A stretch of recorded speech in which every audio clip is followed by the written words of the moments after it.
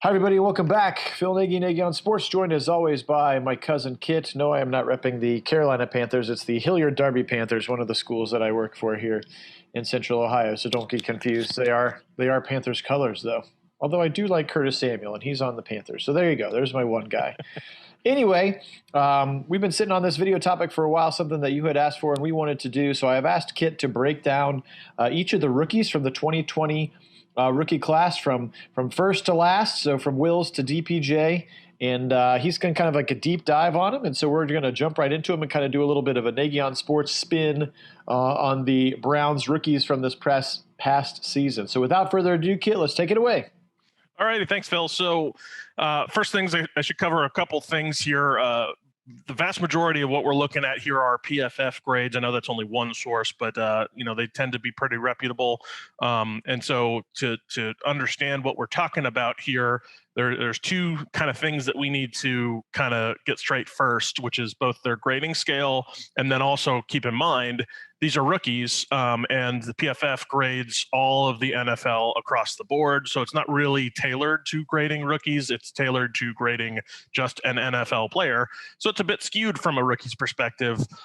So being in a backup rating is not a bad thing as a rookie necessarily. And when you break into those starter, Pro Bowl, elite levels, that's where it starts to be very impressive as a rookie, because it is so skewed, not really towards a rookie grading. But anyway, so back to the grade scale here. Anything less than or equal to 59 is a replaceable value. That's where many rookies will end up in that realm of grade scale, or between there and the backup level, which is the 60 to 69 range of PFF score. And then, but all of these are out of 100, by the way. 70 to 84, that's your starter range. And then from 85 to 89, that's a Pro Bowl level. And then 90 up to 100, that's all elite level play. So that's kind of our grade scale here that we're using per PFF. And that's where the steep dive is really going to be focusing on the stats and kind of the PFF scores here.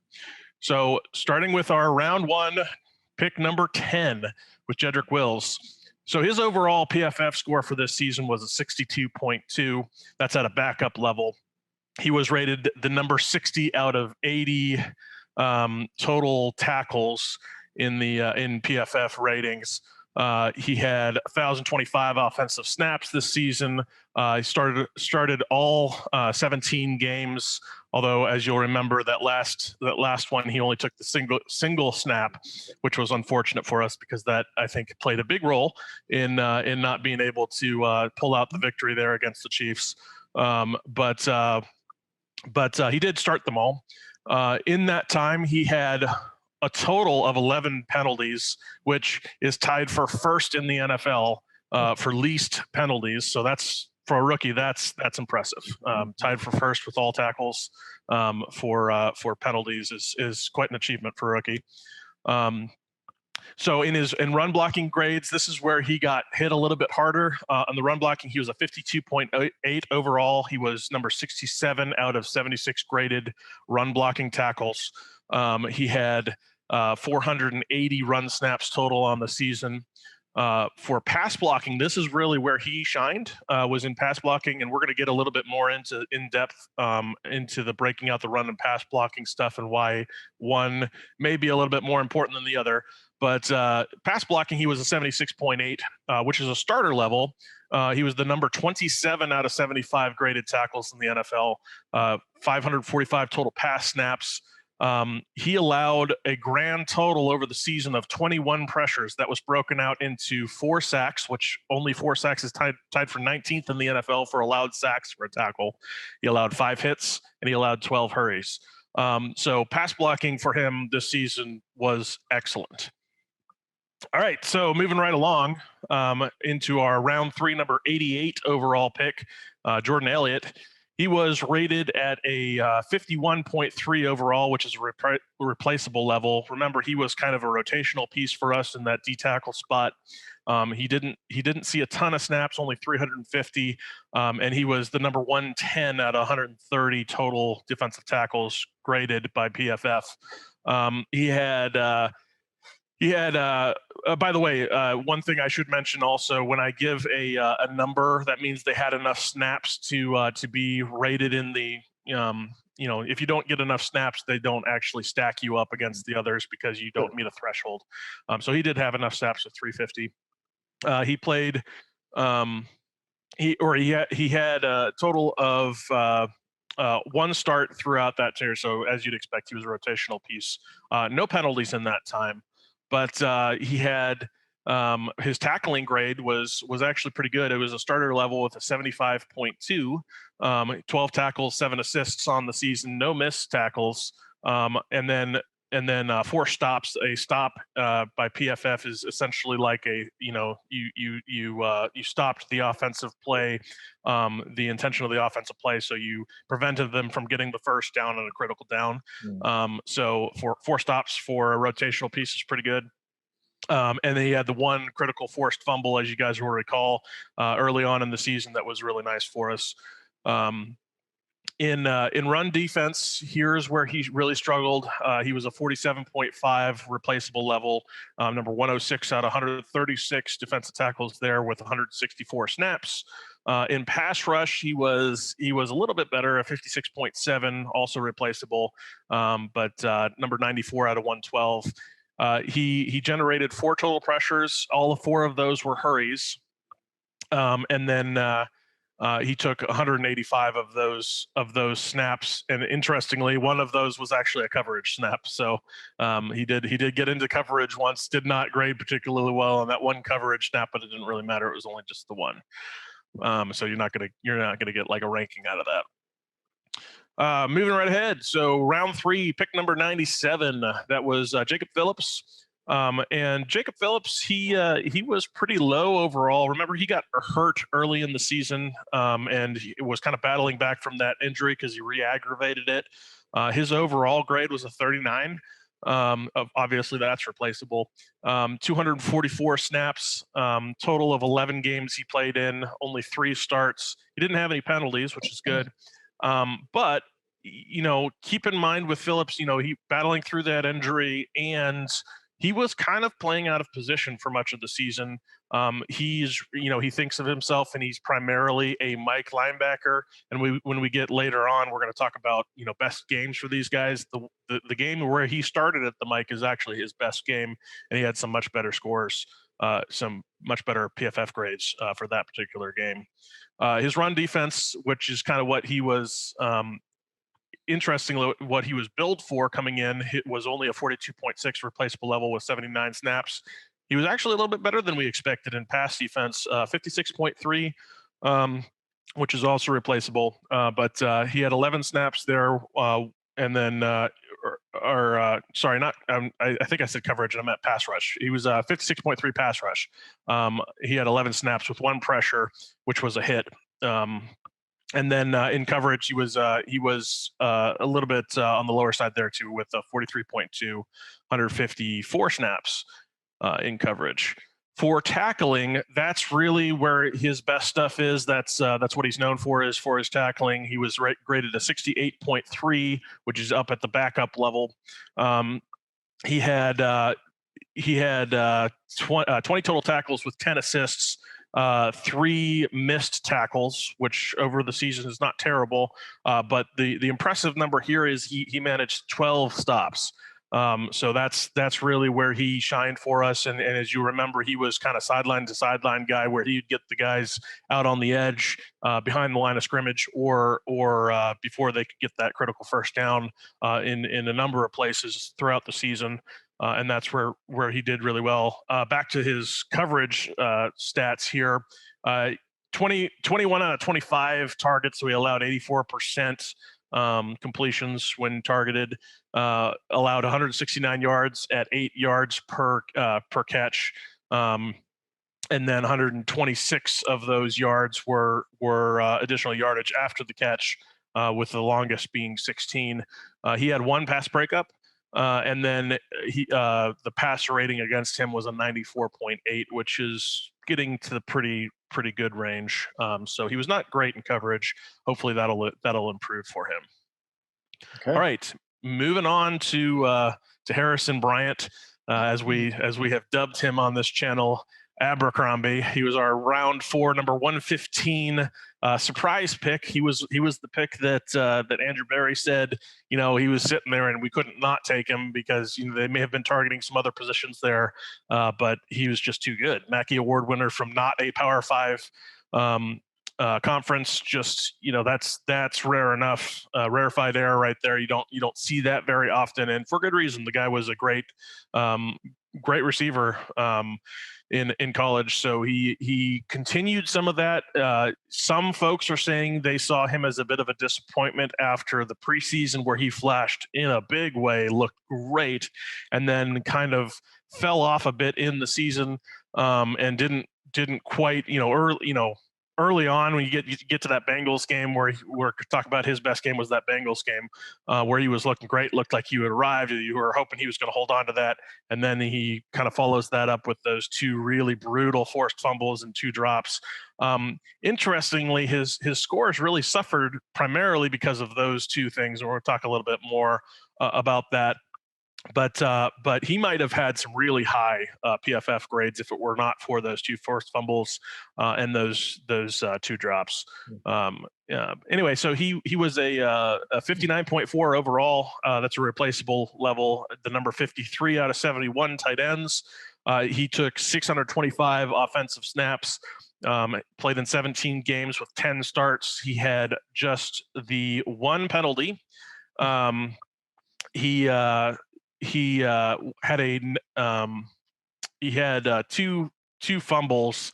His PFF grade for fumbling was a 19.5. That's really where he that's not good. And if you remember, those were both really brutal fumbles where a little bit of better control on the ball, a bit of a carrying skill there potentially could have prevented them, because they both got punched out from behind, which really you never want to see that happen from any of your skill positions, because if they're you never want to see a fumble, but you definitely don't want to see it getting punched out from behind when you're on a big reception. And both of those were eliminated, relatively large receptions that were going to be big critical first downs that ended up in turnovers instead. Not what you want to see. So on the receiving front, he was overall rated a 56.7 at a replaceable level, number 45 out of 51. Took 281 snaps. He was 24 out of 37. You take those 2 drops back, and then also, 24 out of 37 targets. Sorry, but you give those 2 drops back plus the 2 fumbles, and he's suddenly his percentage looks a lot better, but only at a 64.9%. He had those drops, which was graded at a 62.3. 2 drops, 238 yards, 9.9 yard per reception average. He ended up with 119 yards after the catch. Basically a 5 per reception clip. His long was 35. He managed to convert 14 first downs, and then he was kind of responsible for 2 of Baker's 8 interceptions this season when he was targeted. 2 interceptions on his targets. He had 4 broken or avoided tackles. And then he produced a passer rating of an 87.4 when he was targeted. So not quite into the good to great range yet. A little bit lower than you'd really like. And again, those drops and the fumbles really hurt that. For his blocking, however, that's where he really surprised some folks. I think he was kind of expected. He's a little bit thinner as a tight end right now. He hasn't really put on that weight. But his technique was pretty solid, and I think you can trace that back to the fact that he played lineman earlier in his career. So he ended up with some pretty decent blocking grades, of course, got coached up by Callahan, I'm sure, and some help from some other veterans around. And it seemed like he was soaking up some good learning points there on the blocking front. So he performed pretty well there. 61.2 on his run blocking at a backup level, number 38 out of 76 eligible tight ends. Took 304 run blocking snaps. So not a small body of work there, and did really pretty admirably there in his run blocking. And that's not an easy thing to do for a smaller tight end like that. He's tall, but he doesn't have a lot of mass yet on that frame. And by the time he kind of comes into that, it takes about 2-3 years in the NFL. That really could be a shining strength for him. And if he continues his ability that he's shown, at least so far, hasn't really. He had some rookie flare-ups there, but if he continues with his receiving skill, his route running, his good hands, then we really, and hopefully fixes those fumbling issues, then we really could have something really great here with that run blocking skill that is really going to help in our offense. Plus, a dynamic receiver, and you've got a real threat there. Pass blocking, very similar, not nearly as many snaps, but he was a 69.2 at a backup level there. So very, very close to a starter level. But he took 40 total pass blocking snaps and only allowed one hurry in that whole, in all 40 snaps. So pretty good for pass block. You're not going to expect a lot of pass blocking out of a tight end. That's kind of a rare stat line for a tight end, because typically you put them out into the pattern, right? But when you have those max protection situations where you really want to make sure that you've got Baker well protected, expecting the blitz, you may have him on a pass block, and he did well in those spots. All right, moving on to round 5, pick number 160, our bonus for trading back to get Delpit. Obviously, we don't have anything for Delpit here. He didn't play a snap, which was really unfortunate. But we did get Nick Harris out of the deal, and he got pressed into some service in this season. We had some injuries on the line that were painful. That's where we got the a guy named Blake and some other performances from Dunn, and some things that you would not have expected. Nick Harris was in that mix, and for what we saw, he was pretty much what you would expect him to be. Keep in mind, all of these snaps and all of these PFF grades are at a position he was not billed to play. In fact, a position that you'd like to have a little bit more reach, a little bit more height at guard. At center, you can. It's a little less of that is required. Because you're not typically getting, in the NFL, you don't see so much of the nose tackle, huge behemoths lined up over the centers anymore. So you can afford to have a smaller guy there in that spot who's a little bit more agile, which is what Nick Harris is, and with that good leverage from the shorter stature. But he was rated overall at a 51.3. That's a replaceable level. Took 143 snaps. He had 2 games that he played in. One of those was a start. Obviously, he came in relief in one game, and then the other one he started. He had 1 total penalty in there. His run blocking grade, which is what he was kind of billed for, and he performed as you'd expect at a 62.3 backup level. So very good for a fifth round lineman. 47 total snaps that he took in run blocking. Pass blocking, that's where he suffered. And again, playing out of position and kind of undersized for that position against some very good defensive tackles. That's going to be difficult in the some of the bull rushes and stuff for a guy of that stature to hold up. So he ended up with a 34.0, obviously in the replaceable, 96 total snaps, 4 pressures that he allowed. 2 of those were sacks and 2 of those were hurries. So obviously that's not great, but keep in mind he's out of position, and keep in mind he's doing pretty well in a spot he was never really supposed to play in. So you have to give him credit for the body of work that he came in and did in kind of out of position at a moment's notice in relief. So moving right ahead to our round 6 gem at number 187, Donovan Peoples-Jones. For a receiver taken that late in the draft, even when you compare his body of work to a lot of the other receivers that were in this draft, he had a better year than some of the guys that were taken in the first round and in the second round. A lot of the big names expected to be great. DPJ outperformed a lot of them. He was a very good receiver for us in that, in this later half of the season when he got kind of pushed into that third receiver role. And his upside is huge. We can see that the arrow is very firmly pointed up. He's looking very good for us. Now we got a lot to cover here because he did more than just the third receiver role. He did a lot of the special teams action as well. So we got some scores in there for that. But overall, he was a 67.7, which is a backup level. He was the number 76 out of 127 eligible wide receivers, 360 total snaps on offense, 14 games played in, 4 starts, 3 total penalties. His fumbling grade in all of that was an 86.9, which is a Pro Bowl level with no fumbles. So they really liked what they saw out of Donovan's ball protection. Because he just didn't fumble, and he definitely protected the ball the way you wanted to see. He wasn't really risky with it. His receiving grade of a 68.4 is at a backup level, 192 total snaps. He was he had 16 out of 23 total targets, 69.6% completion rate. His drop rating was a 67.7 at backup level. He only had the one drop, as you recall, is that little slant that should have been a touchdown. We ended up with a touchdown anyway, but it was that little slant that I think we ended up kicking that one. But that little slant that he dropped, and you're just like, oh, that was an easy touchdown. He could have walked in. But that was his one drop on the season. Otherwise, pretty good on his drop rating. Stats here: 335 yards at a 20.9 yards per reception clip. That's pretty solid. 81 yards after catch at a 5.1 per.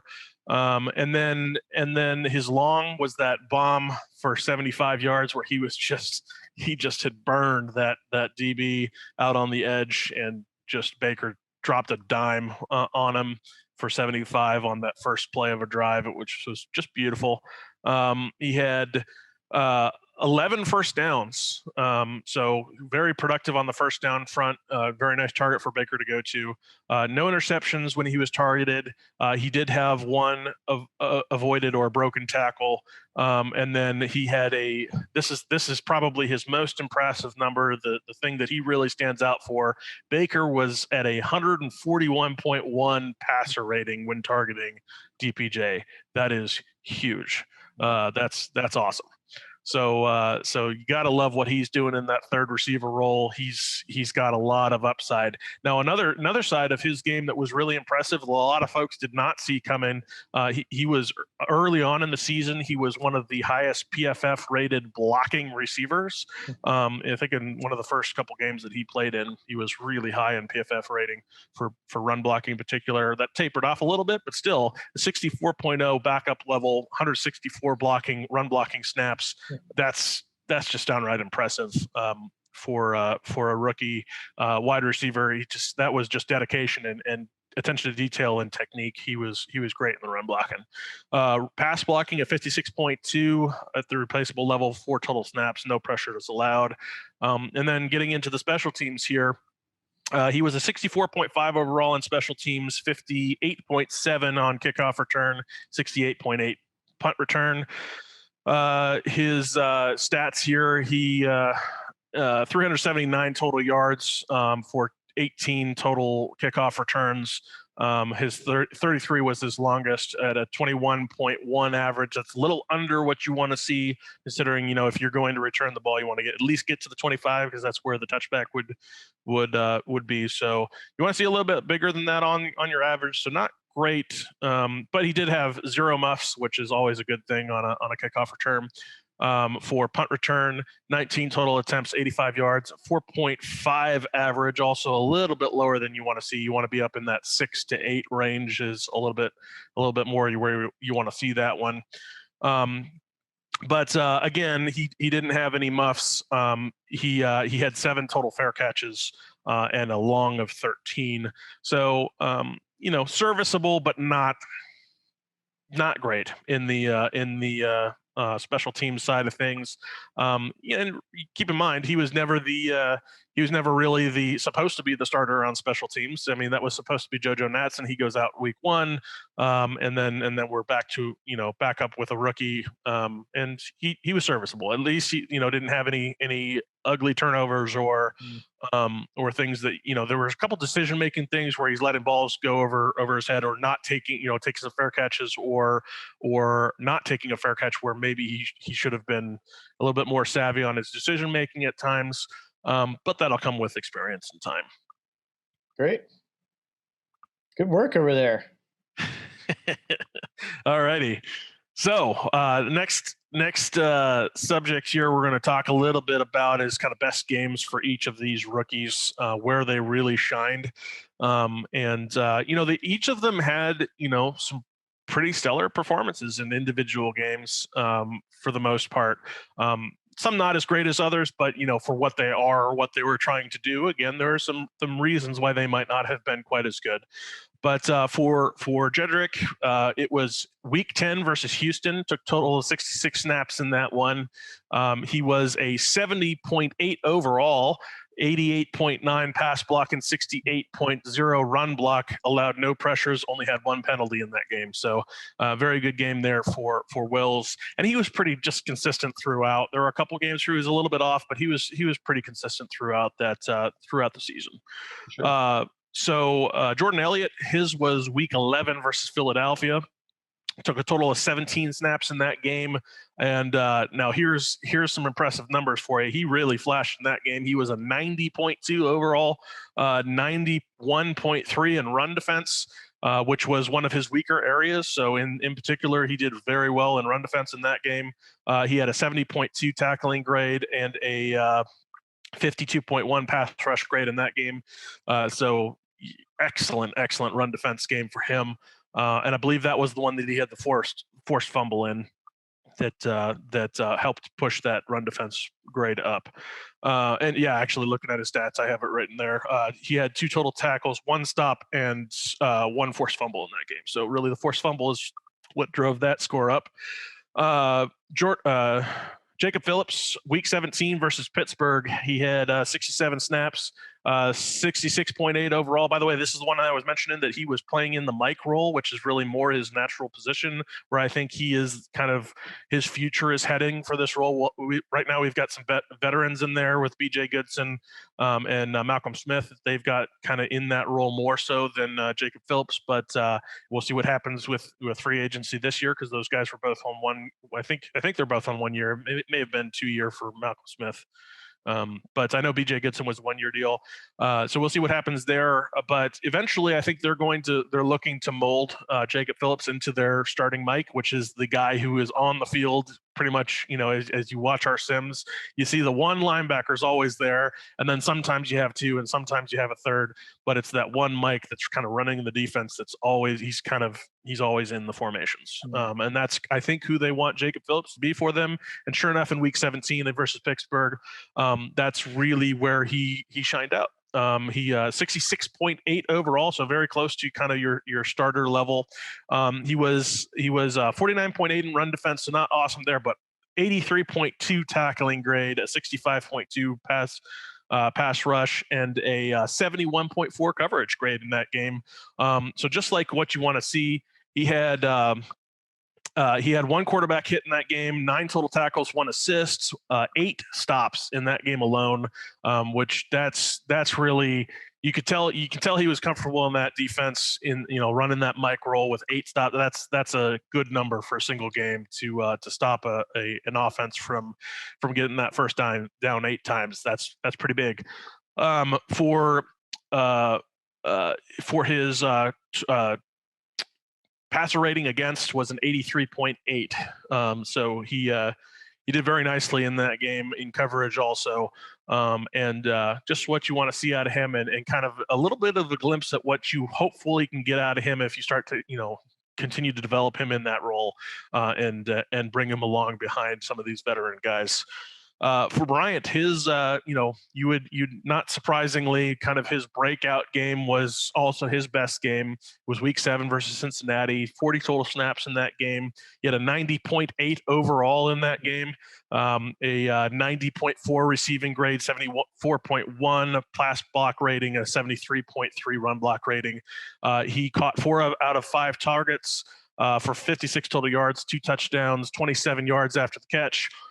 He was on a 14-yard average in that game per reception. And then he got 4 first downs and 2 avoided tackles in that one. And the most impressive number in this one was his passer rating. for when he was targeted in this one, he was a 152.9 passer rating for Baker when targeted in that game. So that's huge. And that was definitely a breakout for him. Those 2 touchdowns were awesome. You could tell he felt like he had arrived in that game, and that was a great game for him. Nick Harris was Week 15 versus the New York Giants. 62 snaps, 55.1 overall, 48.8 pass blocker, and then 56.1 run blocker in this one. He allowed 1 sack in that game. Again, we kind of talked about why those numbers don't seem that great. It wasn't great. But again, those are him out of position, and for what we needed him to do, he was pretty serviceable, all things considered, and admirable performance from him given the circumstances. For DPJ, that again was that Week 7 Cincinnati game, which was just what a fun game to watch that one was. But both of our rookies really showing out in that game. He took 36 total snaps in this one, 85.3 overall. He was a 82.0 on receiving grade, a 74.6 run blocking grade. He caught all 3 of his targets in that game for 56 yards and a touchdown. Obviously, that 1 touchdown was the game winner there, which was just a beauty at the end. What body control on that catch. He was 18.7 average on his 3 catches, and then 6 yards after the catch. And then he had 3 first downs. So all 3 of his targets were catches and 4 first downs, or a touchdown really for the last one. But still, that's impressive in and of itself. And then the 158.3 passer rating when targeted in that game, which I believe is the best you can do. So that's it. It doesn't get any better than that. And that was just a game for both of those guys. 152.9 for Abercrombie, 158.3 for DPJ, and man, those guys just balled out in that game, and we needed it because it took all, Joe Burrow was really throwing some dimes and doing some good things, and we needed Baker to be on fire, and after that brutal interception that OBJ got hurt on, Baker just lit it up, and it was 22 in a row or something until he spiked it, right? 22 yep. in a row. That's right. Spike. Absolutely right. Yep. And it was our rookies that were right in the thick of things and really making it possible for Baker to be, to be just red hot in that game, which is great. Awesome. That was fun. All right. So our last piece here, we wanted to take a little comparison here of those kind of four build first round tackles in the draft. Your Mickey Becton, your Jedrick Wills, Tristan Wirfs, and Andrew Thomas. Those 4 guys, as we know, we got the Bucs taking Wirfs. We've got the Giants who took Andrew Thomas. We've got he took him in the number 2 spot or number 4 spot. It was number 4, yeah.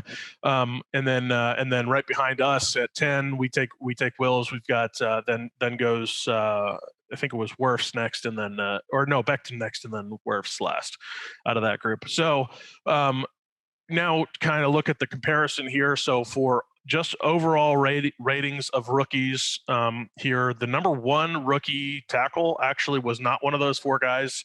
A guy named Owenu out of for the Patriots there. He was actually the number 8 overall tackle. I think he was undrafted actually.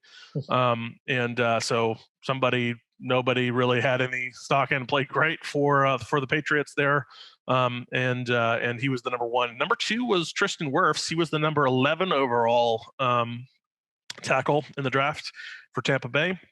Then number 3 was Mickey Becton. He was the 31 overall tackle for the Jets.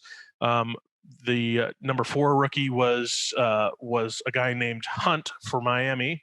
He was the 52 overall tackle this season. The number 5 rookie tackle was Heron, again another New England Patriots rookie tackle, who nobody had really heard of, but they did a good job with their rookies. He was the number 5 overall, 56, or number 5 rookie, number 56 overall. And then number 6 with the 58 overall was Andrew Thomas, and for the New York Giants. And then number 7 was Jedrick Wills, number 60 tackle overall. We already kind of talked about his PFF ratings, but so he was technically number 7. Now, that list is a little bit deceiving, and kind of what I want to talk about here is a little bit of the what would you rather and kind of the considerations that need to be kind of brought into this discussion to really understand how they actually did in this season. First of all, we can kind of throw Andrew Thomas to the side. He got benched through in the season. We're going to put him pretty squarely in that 4th best tackle role, because he got benched. His play was not where it needed to be. Giants benched him. And yes, I know Wills is lower on this list overall than Thomas, but you have to keep in mind that Thomas was kind of middling to poor grades across the board, where Wills, yes, had a poor run blocking grade, but was great in pass blocking. In fact, out of this list, Wills was the number 2 pass blocker behind only Wirfs. So in just a straight overall comparison, Wirfs was an 82.0 overall, Becton was a 74.3 overall, Thomas was a 62.4, and Wills was a 62.2. So very close and similar in overall between Thomas and Wills. But again, Thomas, really, we can't count him on this list, having the fact he was average to across the board to get to that 62.4, whereas Wills was a big disparity between his run blocking and his pass blocking, and his pass blocking was second on this list. When you look at those numbers, Wirfs was an 82.4, 11th overall in pass blocking, where Wills was a 76.8, 27th overall in pass blocking. And then you've got a 76.0 for Becton, and a 54.7 for Thomas in pass blocking.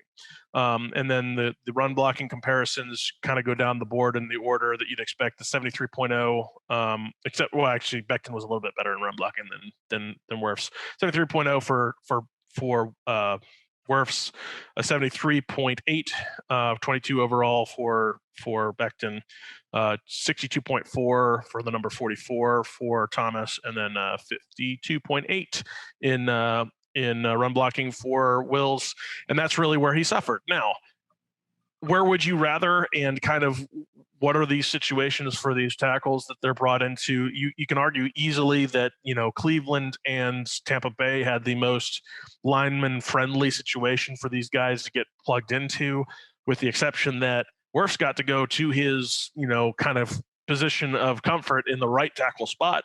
Didn't have to switch sides with Wills. That's a huge adjustment. Wills did have to make that change. In fact, he's the only one on this list that made a position change left to right or right to left.